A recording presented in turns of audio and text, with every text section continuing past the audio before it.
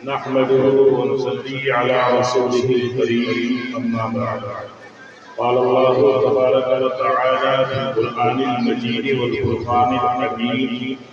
अऊज़ु बिल्लाहि मिनश शैतानिर रजीम। बिस्मिल्लाहिर रहमानिर रहीम। व इज़ा सअलतुमूहुन्ना मताअन फ़स्अलूहुन्ना मिन वराइ हिजाब। सदक़ल्लाहुल अलीयुल अज़ीम। बुजुर्गान मोहतरम, नौजवान साथियों, प्यारे बच्चों, पर्दा नशीन मेरी माओ और बहनों, कल शाम से आपका इजलास चल रहा है। बच्चों ने अपने मुकालमे पेश किए, नात नज़्में पेश की, तकारीर पेश की, उलमा आए, बड़ी बड़ी तकरीरें हुई, बड़ी काम की बातें हुई। खुसूसन पूरे इजलास का मकसद हम सब के बड़े जनाब हज़रत मुफ्ती अब्दुल समीह साहब, उन्होंने मुफस्सल मुकम्मल मुदल्लल तरीके पर आपको खिताब किया और सारी बातें आपके सामने रखी। चंदा जरूरी नहीं कि कोई लंबी चौड़ी बात हो, उसकी न कोई हाजत है न कोई जरूरत है। दो चार बातें मुझे खुसूसी तौर पर आपसे अर्ज करनी है। पहली बात तो ये कि जिन बच्चों के दस्तार होनी है वो स्टेज पर आ जाए, उनके वालिदैन रिश्तेदार सब आ जाए, कोई कहीं ना रहे, जल्दी से जल्दी आ जाए, ताखीर न करें। मौसम बदल रहा है, ठंडी हवाएं चल रही हैं, जो बारिश का पेशवा। दूसरी बात मुझे अर्ज ये करनी है कि हम कल से जलसा सुन रहे हैं, नियत करो कि हमने जो बातें सुनी हैं इंशाअल्लाह उन तमाम बातों पर अमल करें इंशाअल्लाह। मैं मार्च के महीने में फरवरी के आखिरी कुछ दिनों में जलसे जुलूस होते हैं, तो मैं हरिद्वार के इलाके में, उत्तराखंड के मुख्तलिफ इलाकों में जलसों में गया।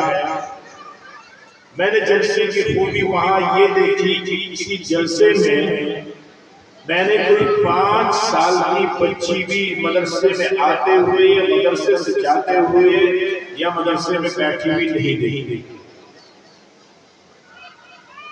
दूसरी बात, मैंने रात भी अर्ज किया था, अब भी अर्ज कर रहा हूं,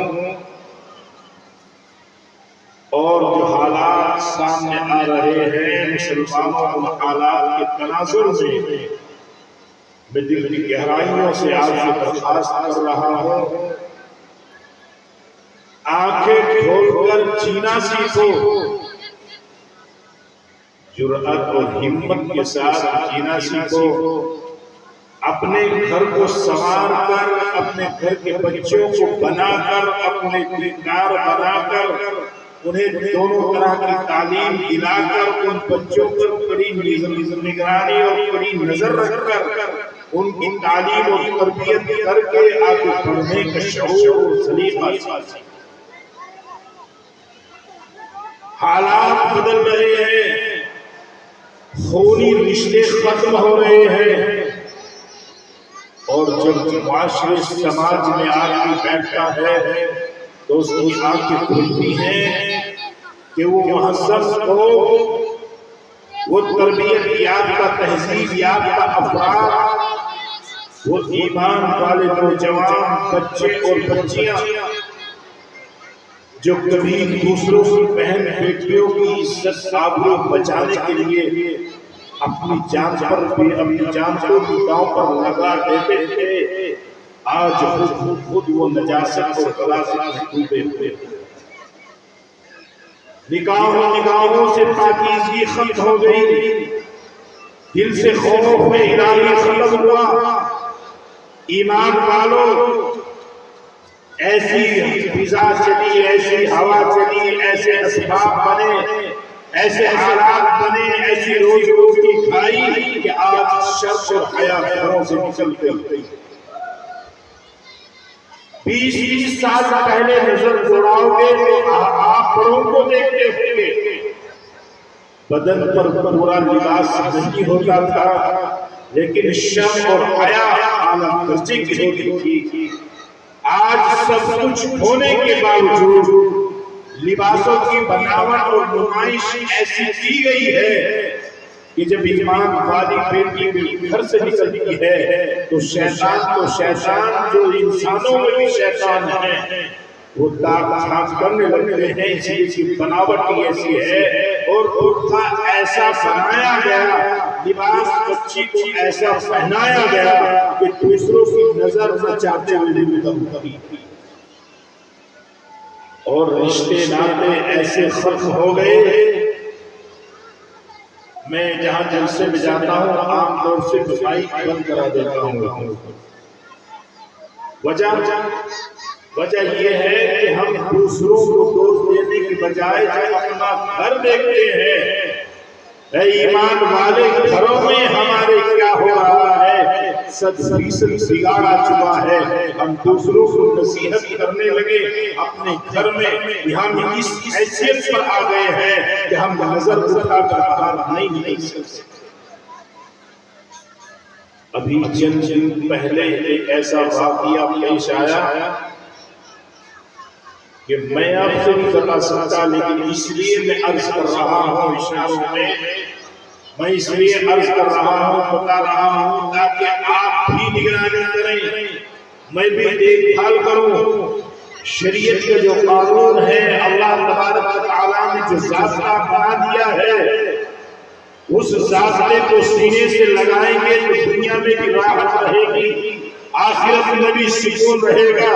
ऐ मुसलमानों, हमने अल्लाह के कानून का मजाक उड़ाया और हमने समझा कि अल्लाह तबारक व तआला ने जो ज़ाब्ते बनाए हैं ये अरब वालों के लिए हैं, ये सहाबा के लिए थे। ऐ मुसलमान, नतीजा ये हुआ कि तूने शरीयत के कानून को हल्का समझा, अल्लाह ने तुझे उस कानून के तोड़ने के जुर्म में जरूर विश्वास रखा। शरीयत क्या कहती है?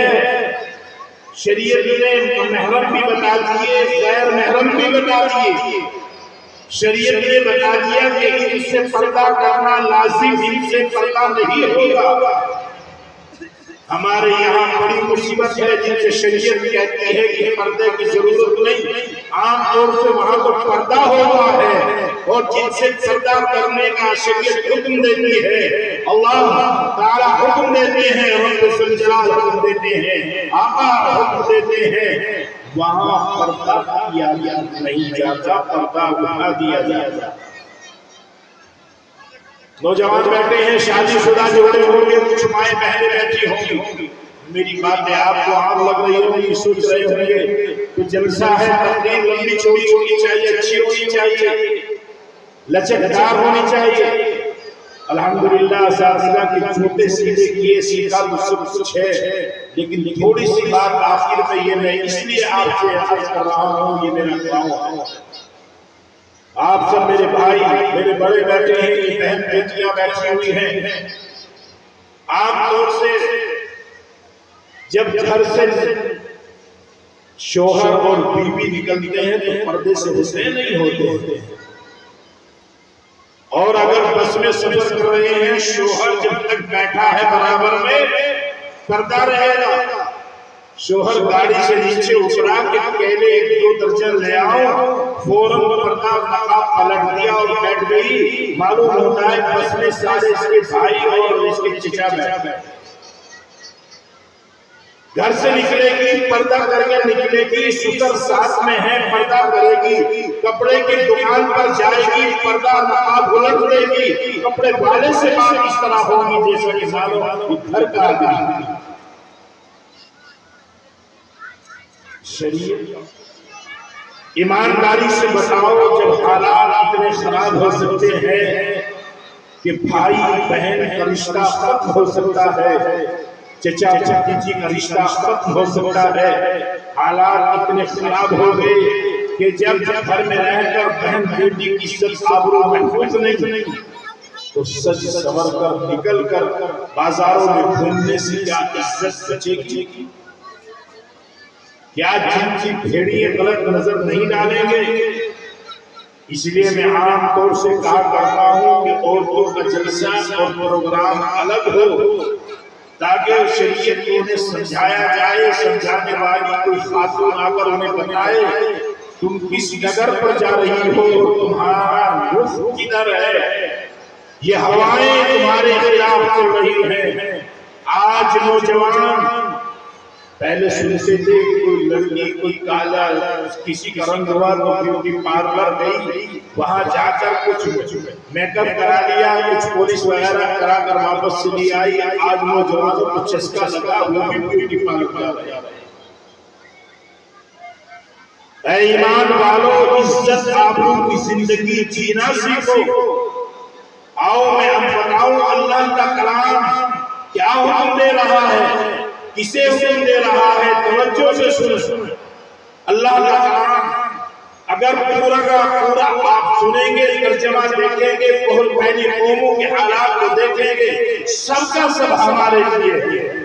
तज़किरा कौम आद का हो, कौम समूद का हो, हजरत नूह अलैहिस्सलाम की कौम का तज़किरा किसी का भी हो, लेकिन तमाम की तमाम चीजें हमारे लिए है। इसीलिए तो अल्लाह ने अपने पाक कलाम में बयान किया है कि वो हमारे लिए नसीहत का सामान है। प्यारे नबी मोहम्मद अरबी सल्लल्लाहु अलैहि वसल्लम ने निकाह किया और निकाह करने के बाद अल्लाह के नबी वलीमे की दावत दे रहे हैं। तो कुछ लोगों की दावत की, तो कुछ लोग वैसे चले आए। 10 की दावत की और 10 और चले आए। आगे अभी खाना भी नहीं बना, पहले ही आकर बैठ गए। खाना खा लिया।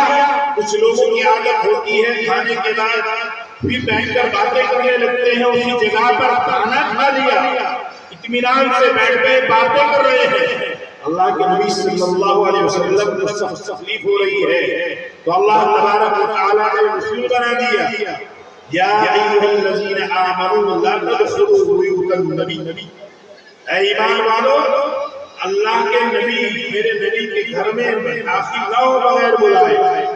जिन्हें बुलाया जाए वो आए। तफसीर का मौका नहीं, मुख्तसर समझिए। जिन्हें दावत दी जाए वो आए। उसूल बनाया किसे बताया? सहाबा को बताया। लेकिन क़यामत तक के लिए तमाम इंसानों के लिए अल्लाह ने उसूल बना दिया। जिसकी दावत हो वो दावत पर जाए, जिसकी दावत ना हो वो दावत खाने के लिए न जाए। फिर अल्लाह ने उसूल बताया कि खाना तैयार होने से पहले मत जाओ। मुखातब सहारा है और हुक्म तमाम इंसानों के लिए है। इसलिए आज भी हुक्म है कि जब तैयार ना हो आप वहां जाकर न बैठे। फिर खाना खाने के बाद जब फारिग हो जाओ फौरन वहां से उठो और चल पड़ो वहां बैठकर उस साहिब खाना को मकान वाले को तकलीफ नहीं दो। आगे हुक्म है आयत का तर्जुमा। वैज़ा सअलतमूहुन्ना मताअन फस्अलूहुन्ना मिन वराई हिजाब। ऐ सहाबा की जमात, जब तुम अज़वाज मुतहरात से, नबी की बीवियों से कोई चीज मांगो, किसी चीज का सवाल करो, तो पर्दे के पीछे से मांगो। डायरेक्ट जाने की जरूरत नहीं, पर्दे के पीछे सवाल करो खड़े होकर। ये हुक्म तो पैगाम तो सहाबा को दिया गया। हुक्म तमाम मुसलमानों के लिए आम है कि अगर किसी के मकान पर जाए, गैर महरम से कोई सवाल करें, तो डायरेक्ट किसी के मकान में दाखिल ना हो, पर्दे के पीछे से सवाल किया जाए। और मुसलमानों सोचो तो सही, वो अज़वाज मुतहरात हैं, अल्लाह के नबी की वो पाक बीवियां हैं जिन्हें अल्लाह ताला ने कुरान करीम में फरमाया है कि ये उम्महातुल मोमिनीन, अल्लाह के नबी की बीवियां तमाम मुसलमानों की माएं हैं। एक बात। दूसरी बात, दूसरी तरफ सहाबा है। सहाबा की हया, उनकी शर्म क्या ठिकाना, उनकी इज्जत और पाक-दामनी पर फरिश्ते भी रश करते थे। उनको हुक्म दिया गया, पूरी उम्मत को बताना था कि देखो बिगाड़ वहां भी आ सकता था, इसलिए बता दिया गया कि ऐसा न हो कि उम्मत में जाके बात आम हो जाए। सहाबा को पैगाम दिया गया कि तुम बाहर से सामान मांगो, मालूम हुआ पर्दे का हुक्म नाजिल हो गया। अब ना कोई औरत बाहर आकर बगैर पर्दे के किसी कपड़े वाले से बात कर सकती है, न सब्जी वाले से बगैर पर्दे की बात कर सकती है, न बाजार में जाकर चेहरा खोलकर किसी बाजार में बैठने वाले से बात कर सकती है। औरतों के लिए पर्दे का हुक्म आ चुका और कुरान करीम की 2 आयतों में सूरह अहज़ाब की 47 नंबर आयत में मुकम्मल तौर पर ये पर्दे का हुक्म आ गया था और वहाँ बताया गया था कि पर्दा शराफत की पहचान है, इज्जत आबरू वाली औरत की पहचान है। लेकिन वो पर्दा जो आज हमारी ईमान वाली बहनें करती है, वो पर्दा यहाँ महसूस नहीं है। फिटिंग वाले पर्दे पहनना वो नाजायज हराम है। उससे बेहतर तो ये है कि कोई चादर ले और अपने बदन को छिपाए और कोई जरूरत शदीदा हो तो अपने जरूरत शदीदा की बुनियाद पर महरम के साथ सजाकर अपने काम से फारिग हो। तो मुझे बताना था, बहरहाल तफसीर का मौका नहीं, लेकिन मुसलमान